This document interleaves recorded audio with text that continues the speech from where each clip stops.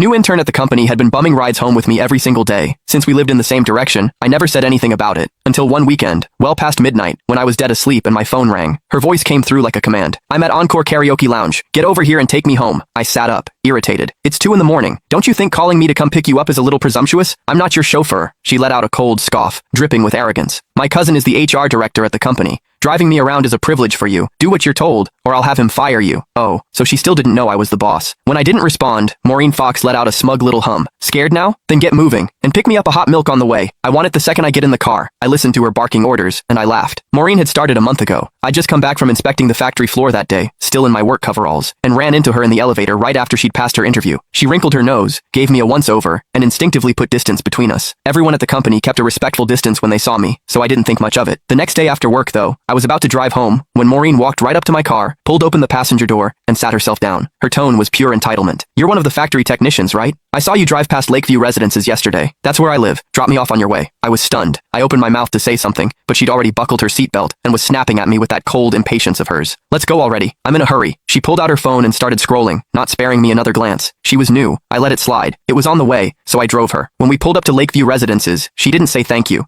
She just shoved the door shut and walked off without looking back. I thought that would be the end of it. It wasn't. From that day on, Maureen showed up in my passenger seat after work like clockwork. Never asked, never waited for an invitation. Before I could even object, she started making demands. "From now on, stop by my building in the mornings when you're heading in. Pick me up on the way. I hate the smell of smoke. I know it's your car, but no more smoking in it. I got down here 3 minutes before you today. Be faster next time. Don't make me wait. These seats are too hard. Bring a cushion for me tomorrow. Something soft. I don't like the color of this car. When you get a chance, wrap it in pink." Now I knew. Her cousin was the HR director. "Hello? Why aren't you saying anything? Are you on your way or not?" Maureen's impatient voice crackled through the phone again. I yawned. "No, I'm going back to sleep. Call yourself a cab." I hung up. Before I could even set the phone down, it rang again. Maureen again. "Are you out of your mind? You actually hung up on me? Do you have any idea that my cousin is sitting right next to me?" I replied lazily. "Oh, and?"